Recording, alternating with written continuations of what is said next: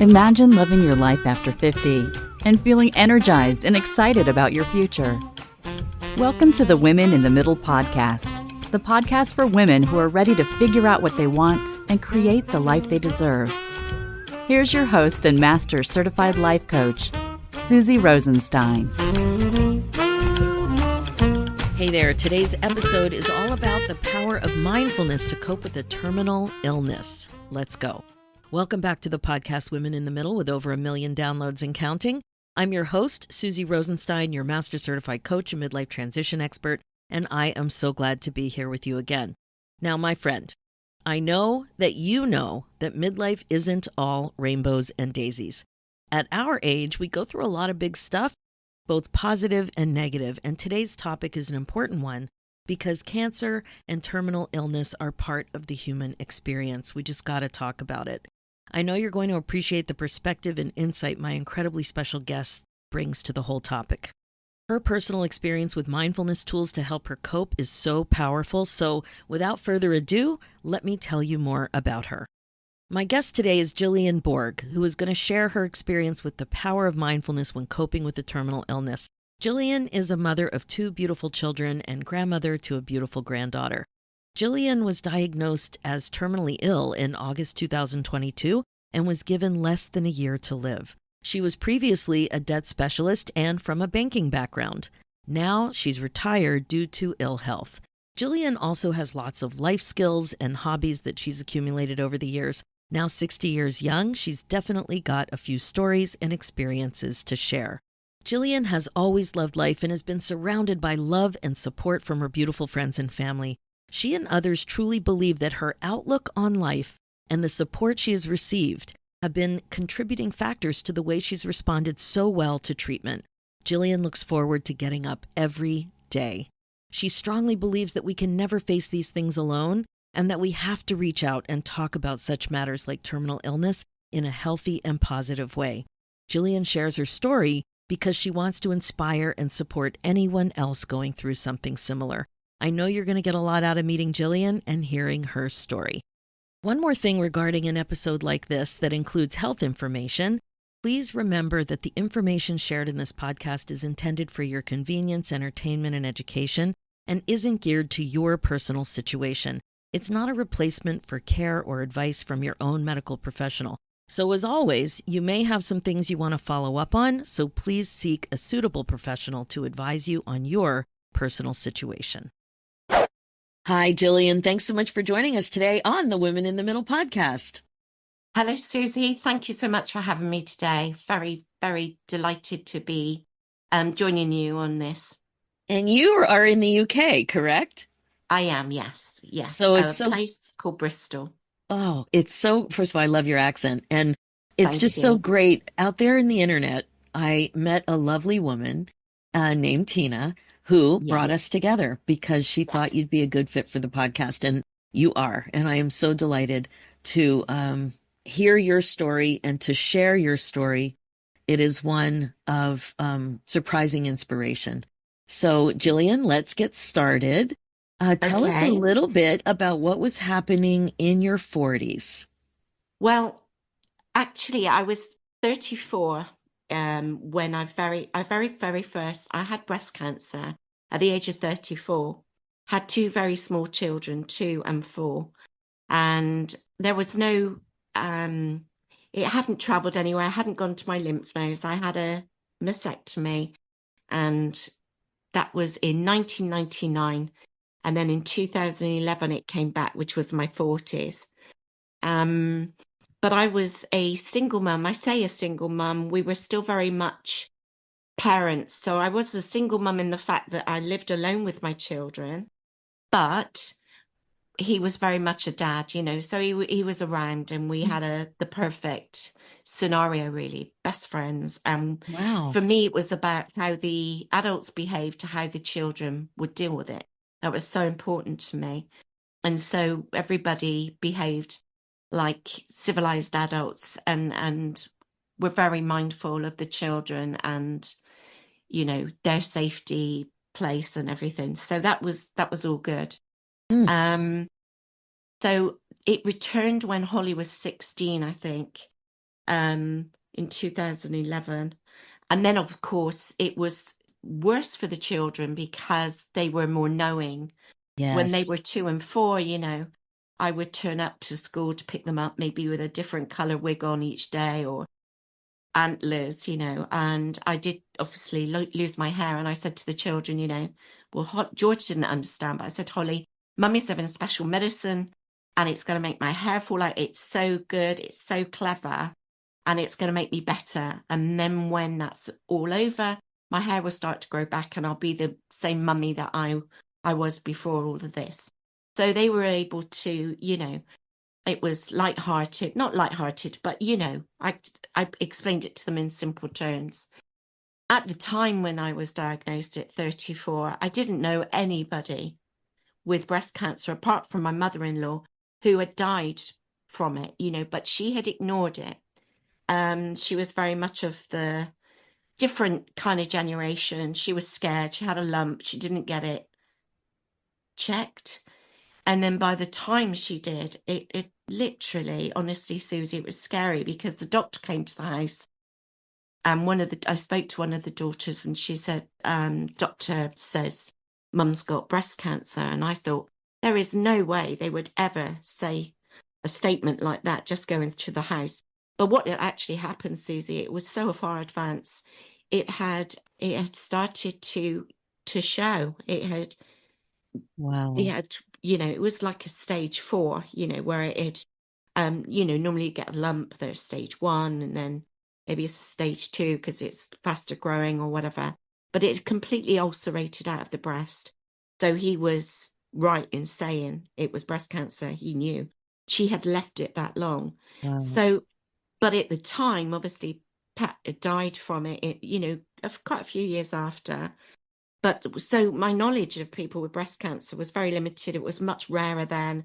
It's much more common now, as we know, and people are so much more informed and have a lot more support, or, we've got one-stop clinics and all of those things. So my experience of it was, oh my gosh. But I did have the best treatment. I did have chemotherapy and we got through it. And actually, without, sounding odd, it was one of the best years of my life. I had so much support from friends and family that I was so loved that I was put on I was carried along by love and support. And I'd feel, well, I can't feel sorry for myself because I am so blessed. I am so lucky. And actually, at the time, I had a fantastic oncologist. She was a leading light. She was this amazing woman, round, square peg, round hole sort of thing. She was just eccentric and, everything was, darling, have a large glass champagne when she give you results, if you were worrying about the worst. And actually, she wanted to video me. She said, women like you, make the best recoveries because of the support you've got. And, I had somebody to take me. I had radiotherapy. I had a scheduled Monday, Tuesday, Wednesday, Thursday, Friday person. People would make cottage pies and all of those things. They were all so in shock because I was so young. And I'm this larger than life character and I'm the person that everybody came to. So suddenly now they're like, oh my gosh, we've got to keep her here and all this. And I recovered really well. But it did come back for a second time in 2011 and then again in 2017. And 2017, again, never had any spread, hadn't gone to my lymph nodes or anything. And I just thought, I'd met a very special lady the first time around, and I thought perhaps I'd met her because she was very isolated. She was a businesswoman. She was a like a headhunter. And I thought, and she kind of clung on to me. She didn't have lots of gorgeous, genuine people around her. And we became very close. And I thought maybe it was the reason I had breast cancer was to meet her and help her through it. Eventually, she did pass, but we were great friends. She spent a lot of time with us. All my friends became her friends. And she moved near me. She got the same doctor as me. And it was a very special relationship. And I always had a way of flipping things on it, and thinking, well, maybe I was just meant to guide her through it because, we did really support each other. And then in 2017, my father was poorly, very poorly, and terminally ill. And so I just told them, because I'd had reconstruction. So I told them that the actual implant had a burst. So I didn't tell them I had cancer. My parents, they were elderly, didn't want to worry them, had enough support from everyone else. And I had a sister who'd had breast cancer too. And she became the chairwoman of a group called Bosom Buddies. So she was really into it. But I never joined any groups like that. I felt I didn't necessarily need the comfort of strangers. I tried it once, and I went, and when I was very young, and I couldn't really relate to people because they weren't as young as me, and they were talking about things that weren't as important to me. You know, the worst thing for them was one lady, and it is a terrible thing, and I know that now, because I look like a Russian shot putter when I'm bald with no hair. It's not a good look for me, you know. And she said the worst thing for her was losing her hair. And I was like, oh my Lord. The worst thing for me was telling my family. The worst thing for me was changing everyone's lives in a heartbeat. I'm the youngest of three girls. They all adored me. And I was this larger than life character who everybody came to. And I was now about to change everyone's lives. And I felt very guilty about that. So I couldn't relate to these people. So I didn't join the group. I didn't keep going. And I had outside, you know, support from friends, but I very much, my support was the specialists and the nurses. I had counselling with my nurse, you know, so people that I knew that I could draw from that would give me the tools or the right information. I didn't go on the internet. I didn't put myself through those things. I still don't. Although I do more so now, but I have such a great relationship. I've had such fantastic treatment. In 2022, just going a bit further, in 2022, the end of 21, Christmas, I got COVID, and I had a terrible cough, and I got bad back, and it wouldn't go away. And I was starting a new job, a new career as an estate agent. And I'd kind of been headhunted for this. You know, I had done a brilliant course with my friend my cousin, sorry, who owned a big, big company franchise. And he had put me on lots of courses. He said, you'd be amazing at this. And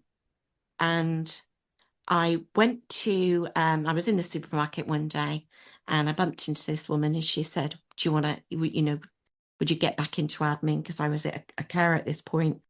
Sorry, I don't want to go from one thing to another. You know, I don't want to be waffling on, Susie. But I said, yeah, I'd love to. Anyway, I was starting a new job, and I was poorly. And then we waited till the COVID had gone a couple of weeks, and I started, but I still had a bad back. Contacted the doctor in the January. I said, I've got a bad back. And obviously, I'd had breast cancer 3 times. But I didn't say this, and I was never, you know, I'm not one to go to the doctors or anything. I'm very in touch with my body, and you know, but I genuinely didn't think it was anything sinister. January, the February, the March, and I rang every month, and they weren't seeing people face to face. Eventually in the May, and I was having difficulty walking. He said I had a slip disc or a trapped nerve. And eventually I get to see him face to face. And I said, look, you know, I'm not one to go looking for problems, but I think I need a scan, you know, at a minimum.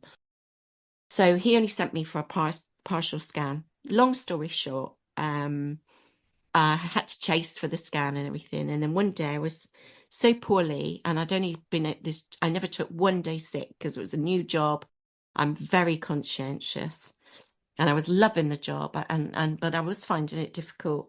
I was feeling sick. I was finding it difficult to walk, my nerve endings and everything, in pain. So I thought, yeah, no. And friends started to say, Jill, you know, you don't look well, and all this sort of thing. And I genuinely, Susie, I'm such a glass half full person. I genuinely didn't think, I genuinely never even occurred to me that it was connected to cancer or anything. I was supposed to go in on the Monday because the manager had been off, and it was her She wanted me to sort of hand over, but we had a fantastic CRM system. So really you just could go into any account if you were really savvy with it and get all the information. I could have dropped dead and you would have known exactly what happened in that time that you were on holiday. That's the beauty of them. And she wanted me to go in, but I spoke to the sort of head honcho and I said, look, I'm really in pain. I can't move my neck to drive and everything. I've spoken to a doctor and she's prescribed me these really strong tramadol, I think it was, yeah.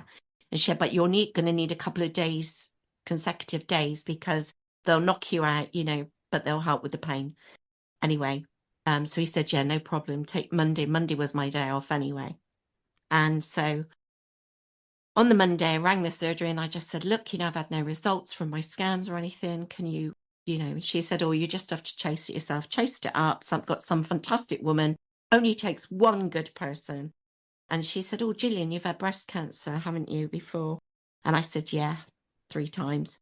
She said, look, I'm going to go off. I'll ring you back. She said, I'm going to speak to the secretary. She came back. She said, I promise you, because it's got nearly 5 weeks now, Susie. She said, the results, your report will be written up and with your GP by end of business today. So I'd already rang the doctors in the morning because the tramadol hadn't worked with the pain. And so I said, can I have a telephone appointment? Because I'm in trouble now, I'm in pain. This hasn't worked. I just had loads of terrible nightmares. And so the doctor rings me at 5 o'clock and I said, they've got the report, they're going to, and he said, let me stop you there. And I said, okay.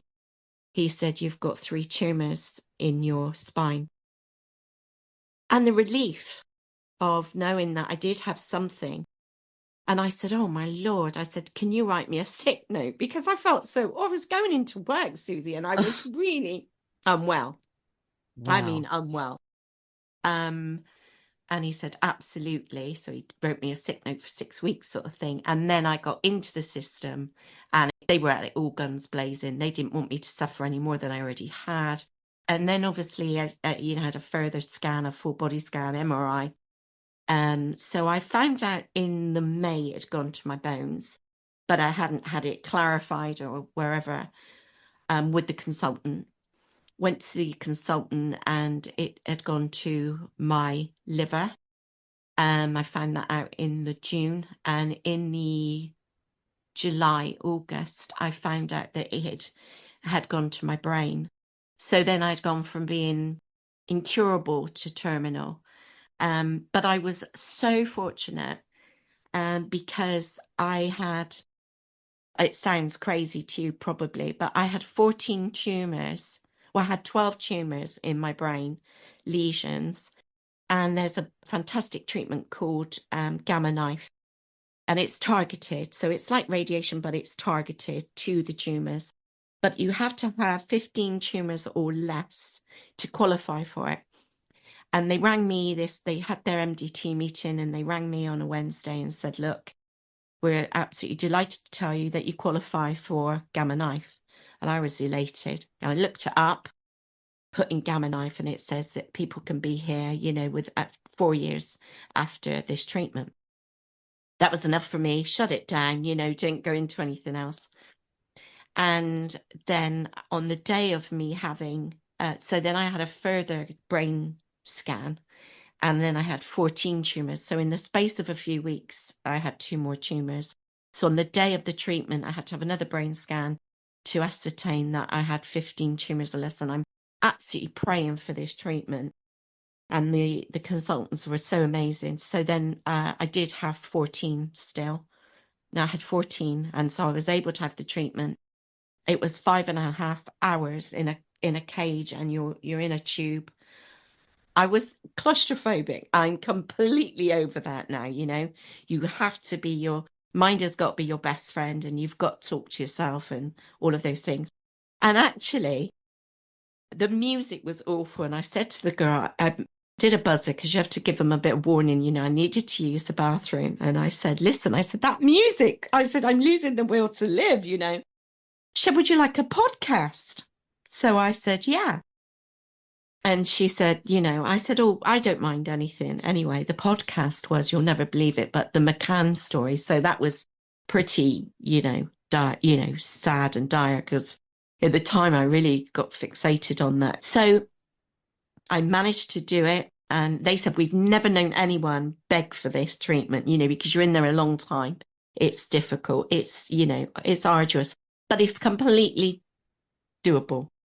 You Wow. switch off. And the only reason, as I was so tired, I hadn't really slept, and we were up really early and we got there really early. And I thought, I'll have a lovely sleep. I'll just go to sleep and I'll relax.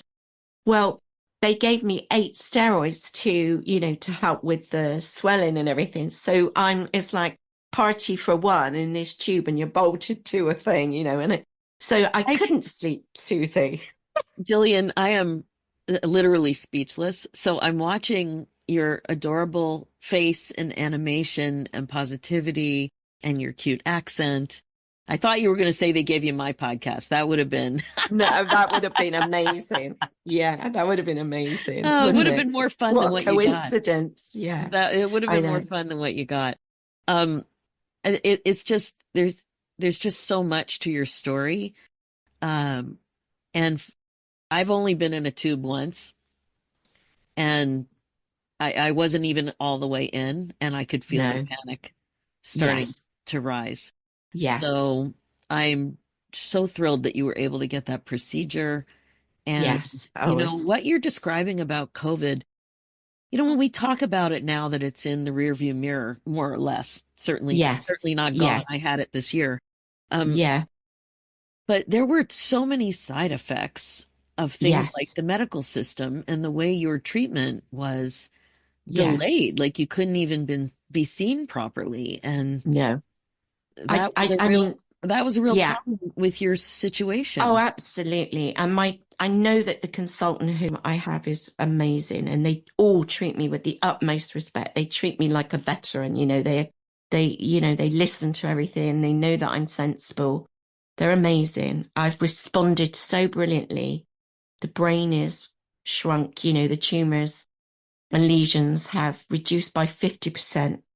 And I also have injections every 4 weeks in my buttocks for the bone and liver cancer because they're both hormone receptive. They're secondary breast cancers. I think what's important for me is as well is that women that have gone through breast cancer, they're not checked all the time. They go 5 years and they go, oh, that's fantastic. You've gone 5 years. And we got on with our lives because we don't want to live in the shadow of it and you want to go on. But I do believe that women should be able to have a full body scans after 5 years, certainly after 10 years. Keep an eye on us because I know it's about money and all of those things, but if I'd known then what I know now, I've got these twinges. If it hadn't been for COVID, I would have been seen a lot earlier. That was the difference between me having 12 tumors and 14 tumors and going over, that I wouldn't have been able to have that treatment. I would have been devastated, and so would my family, because then I would have had to have radiotherapy on my head. It's not as, specialized. It's so clever, this treatment. It's absolutely brilliant. But they had to plan it all. And on the day that I was having the treatment, they're planning it all. I'm sat in another room and they're changing it because I've now got 2 more tumors, and these people are amazing. And my friend, really good friend, flew over from Australia. When she knew it had gone to my brain, everybody, like, oh my gosh. And she came with me, obviously, that day. We were staying in a house in Bath, this beautiful house. We called it Party Central, and we had it for 12 days and 12 nights. And my cousin flew over from Barcelona. Everyone was coming from everywhere. And when I came out of the treatment, and you have this great big thing bolted to your head, she said, "Can she have a drink tonight?" And he said, "Yeah, one." And the nurse behind him went, "Two." And I did. I had cocktails, champagne, and and Oh, and everybody made me feel normal, and I was safe. And actually, I flew through that. That was good. So that's remarkable. The other thing that strikes me about your story is your attitude about work. So you're going through stuff, yes, to put it lightly. You've got pain. It's the weirdness of COVID. And you had the ability to get excited about a new career I direction. know. I know. I Like you know. had to study it too. It's not like you had done it before. So somebody No, that's right. I had to had do the all the insight. legislation and yes, Right. You yes, had to learn stuff. You had yes, to go, yeah, you put yourself out as a beginner. And it yes, turned out that you loved it. And it I was a did. very fulfilling part of Yes. your story. Yeah. And I would still be doing it now if I hadn't got ill. Obviously, I'd asked my consultant, what do you think? He said, listen, you're going to have a lot on. You are not going to be able to work. And, he was right. And I've been very, very fortunate because I've come from a banking background, accounting, and as I say, I was a debt specialist. And my sister, we had our business together. So we did secured loans, that all changed when the American, the subprime market was affected back in 2006, 2007. I reinvented myself then because all the lenders were shutting their doors. So I reinvented myself as a debt specialist, did all the exams for that, learned what I could learn, everything I needed to know, whole of market that I could help somebody who was in financial difficulty, individuals and businesses. And I really, I loved that too. I loved it. I helped people and I met people at their absolute worst. And I could change their lives around for them. I could absolutely change their lives. I did a lot of work with the police. Well, the other thing I really see though is that there's a parallel going on here. You get so much fulfillment and personal feeling of satisfaction from being able to help people, knowing Absolutely. that you're such a good listener, your empathy skills are top notch, and you're able to really understand what they're going through and offer them tools that actually help their lives. And when you talked about the professionals that you started to rely on in your situation, it Yeah, sounds like you were also in full appreciation of their ability absolutely. to empathize Yes, and how important it was for them to help you enjoy your life now, absolutely. you know? Absolutely. My friend who flew over from Australia, they wanted me desperately to go over, and my consultant was 120% behind it. I want you to live your life. I haven't gone to Australia because I don't want to put that much pressure on my brain. You're going higher up and all those things. Right. But I've been to Spain, Susie. I went to Spain in August. I flew out with a friend who lives there, but I flew home on my own and I was so proud of myself. Wow. Um, I was in a wheelchair this time last. Well, when I first, I was in a wheelchair. The treatments really helped me. I have tumors all down my left-hand side, but my mobility now is fantastic. I'm not running marathons or doing my 10,000 steps a day like I used to, but Really? I've got quality of life. Yeah. I've got a dog walker, I have a Mm. cleaner, I've got everything in place to Wow. make my little home run like a little business, and it's all tickety boo, and that's what makes the difference. Oh, I have one Um, other friend from the UK who says tickety boo, and I started to say it too. It's perfect. I love that you have created that for yourself and yes, this trust in people and professionals that you have in all parts of your life. The yes, people, the relationships are really so important. Yeah, so important. So now that you're retired from business, yes, um, and it's so clear to me, and we talked a little bit in our pre-interview that you are totally good with asking for help. You yeah, relied on your clients when you were working to reach out and ask for help in dire situations. And yes, you've learned that for yourself too with your health situation. Can you talk a yes. little bit about why you should never feel too embarrassed to reach out and get the right advice? Like what you've noticed and what you've learned from dealing with Okay, so many people in that situation. so I'll give you two scenarios, one for the illness and one for the debt and things like that. When I was, I went through menopause young because I had had chemotherapy, so it put me into early menopause. So I was, I guess, about 38, maybe coming up to 40. And I started to, obviously I was having hot flushes, thought it was the chemo and things like that, the lasting effects. Um, I was such a patient mum, Everybody could come to my house. It would be full of toys and mess, but the children were always beautifully clean, well fed, and stimulated. It was all that mattered to me. Come to my home any time of the day, and it looked like I had burglars or been robbed or something, but everything else, the kids were, my kids are amazing now. I remember, suddenly feeling different and changing, and my moods and feeling cross with the children for absolutely no apparent reason, that something I would never have ever lost my temper with. And I never shouted at them, never ever chastised them or smacked them ever. But I started to feel really, really angry. And I thought, who can I talk to about this? This is embarrassing. I'm feeling cross with my children. Who can I say to? I had a really gorgeous friend. I got loads and loads of friends, but I had a gorgeous friend who was really happily married with a boy and a girl, the same as me. Lovely husband, very sort of successful business. She didn't work. We were really close, and she was a very kind person. I thought, I'm going to ask Mars. I'm going to ask Marcia. She's got it all together. I'm going to ask her if she ever feels like this, because no point me just asking some random or saying to the doctor, sort of thing. So I pulled her aside one day and I said, Mars, I said, I've got this terrible, overwhelming feeling. I feel really angry with the children at times. Do you ever get like that? My God, yes, she said, I could to them some days, but I wouldn't. She said, but, oh my God, Joe, that's so normal, She said our hormones are so responsible. And, and I didn't realize I was going through the change and, peripausal.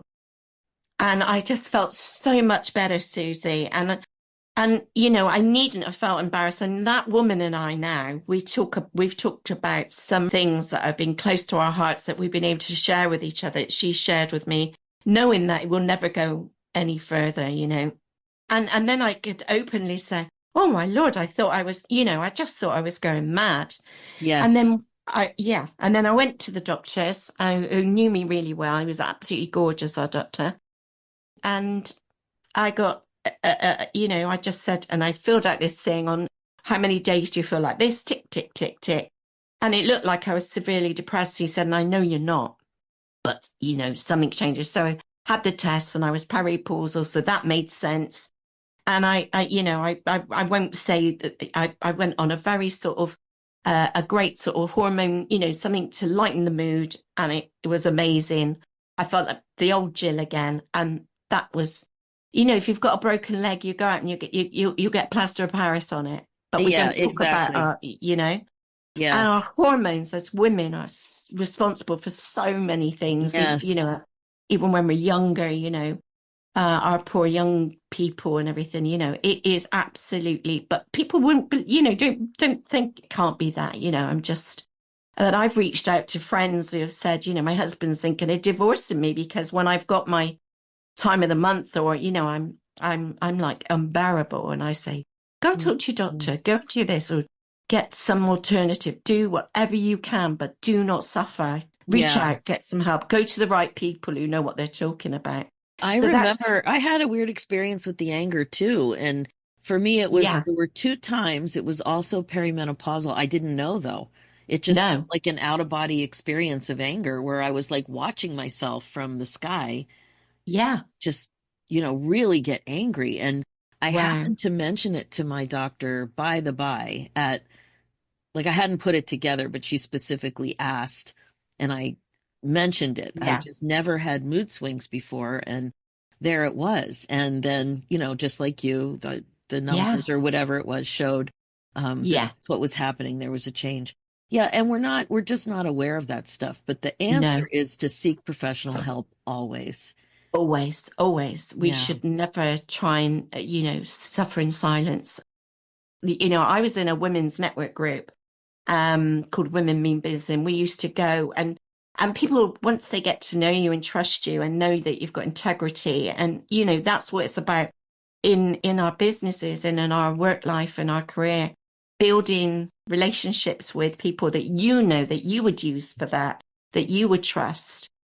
And I, the greatest thing for me, Susie, was, people would, once I told them and and then they sort of wouldn't ring me at the beginning or wouldn't talk to me then, but would get my number from someone and then contact Wow. me or email me. Wow. And yeah, I managed to save and, change a lot. I know it sounds like a sweeping statement, but yeah, change people's lives. It really did Oh, make a difference. it's so fulfilling. It's so Yeah, fulfilling. yeah. Gillian, it's been such a privilege to speak to you and to hear Oh, your thank you. story. Likewise, The one Susie. thing you hadn't mentioned is your beautiful granddaughter. Yet, how So, lovely that you've, yes, how she's old a is she? she was a year old in August, Wonderful. and she's been life changing for us all. She's been the absolute she's changed our worlds, and gives me something to, obviously I've got my beautiful children, but she is such a delight, Susie. She's so beautiful. She's got her own little character already. It's just Oh, lovely, and she's the most wonderful little soul. And she walks, and she's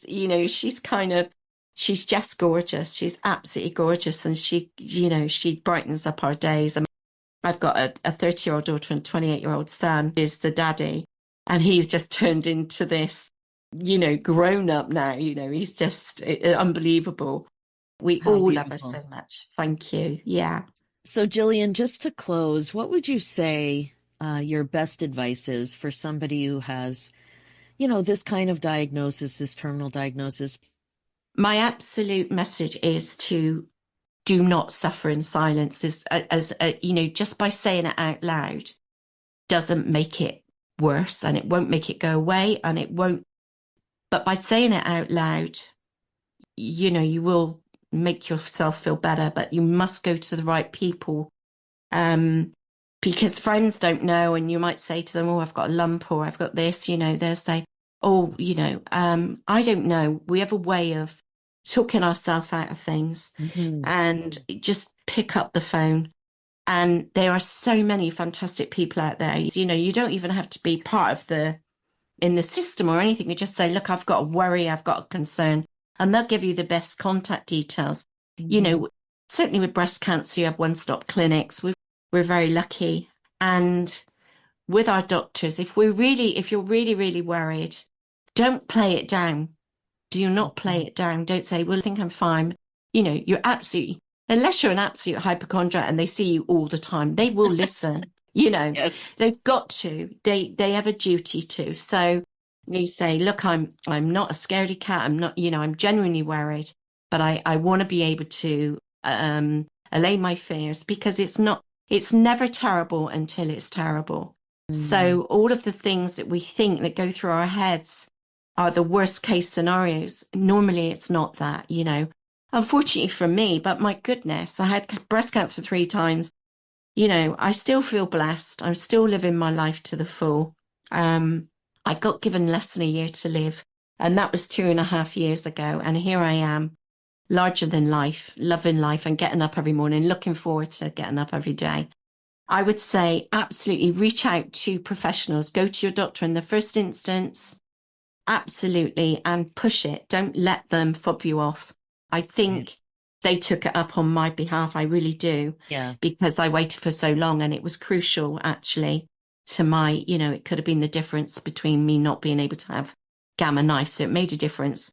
Your GPs have to listen. If you're intelligent, or even if you're not, we've got common sense. You only need common sense, and you can ask them as a human to human, or Yeah. adult to adult, say, "Listen, I need you to hear me. I am Thank you for that. genuinely worried." Yeah. Yeah, Thank you so much for that. And it is a reminder because we do tend to play things down and we we do. to put everybody else first. We And it absolutely is do. really, really important reminder.